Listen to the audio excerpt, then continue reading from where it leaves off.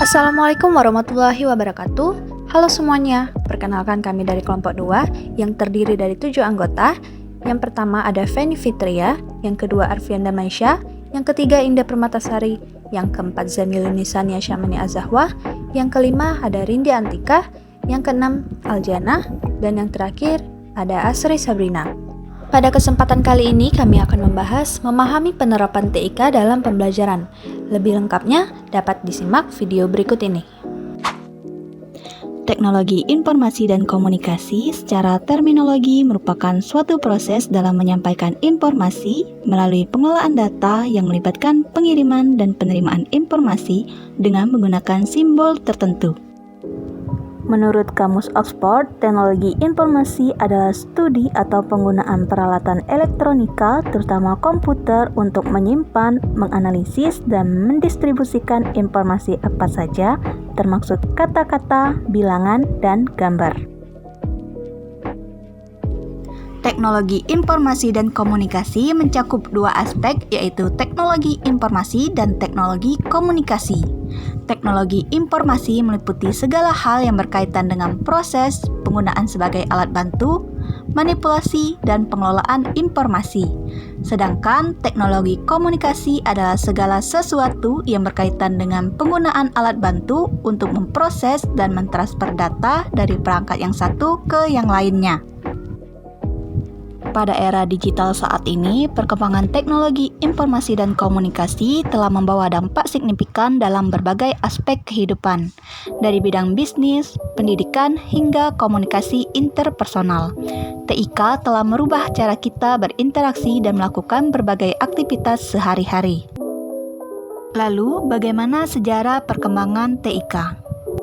Perkembangan teknologi informasi dan komunikasi dimulai dari zaman purba, di mana manusia menggunakan cara yang sederhana seperti melalui gambar-gambar, simbol, dan tanda alam untuk berkomunikasi serta menyimpan informasi. Pencatatan informasi menggunakan bahan-bahan yang disediakan oleh alam seperti kulit binatang, tulang, ataupun batu. Kemudian, ditemukannya sistem penulisan seperti hieroglif Mesir, aksara Cuneiform Sumeria, dan aksara Han Tiongkok. Lalu, mulai berkembangnya metode transportasi dan komunikasi jarak jauh seperti penggunaan burung merpati untuk mengirimkan pesan.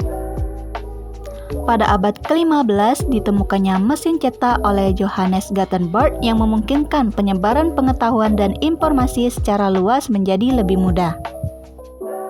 Lalu disusul dengan penemuan telegraf, radio, televisi, dan telepon yang memungkinkan komunikasi dan informasi dapat disiarkan secara luas.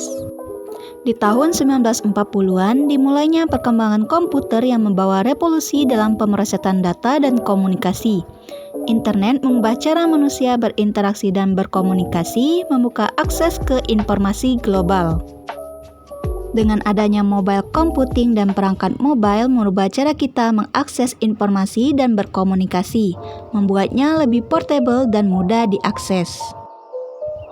Dengan terus berkembangnya teknologi, kita dapat melihat bahwa teknologi informasi dan komunikasi akan terus membentuk masa depan kita.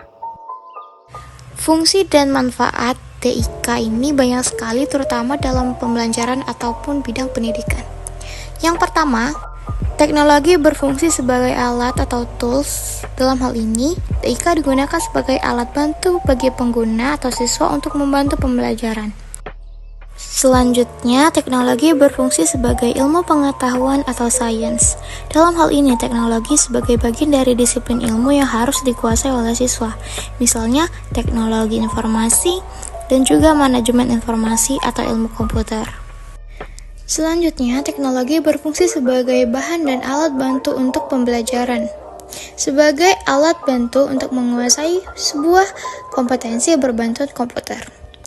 Selanjutnya, apa sih manfaat TIK dalam pembelajaran?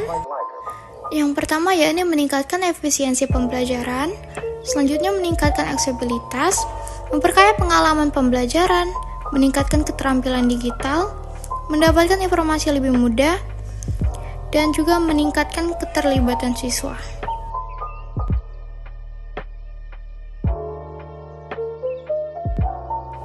Penerapan TIK dalam pembelajaran ini pertama pada komputer, yakni dengan kemajuan teknologi komputer, dunia menjadi serba cepat. Banyak data yang diakses dengan cepat dan akurat. Komputer telah menjadi bagian penting dari semua aspek kehidupan termasuk pendidikan. Maka dari itu, anak-anak pun perlu untuk memanfaatkan dan juga belajar menggunakan komputer. Salah satunya untuk pembelajaran atau pendidikan. Selanjutnya adalah proyektor LCD, yakni alat optik yang bisa digunakan untuk memproyeksikan gambar menjadi ukuran yang lebih besar. Lalu ada presentasi PowerPoint, yakni presentasi yang menarik dengan menampilkan gambar, animasi, suara, dan juga video membuat siswa lebih tertarik untuk melihatnya. Lalu ada TV dan juga CD pembelajaran.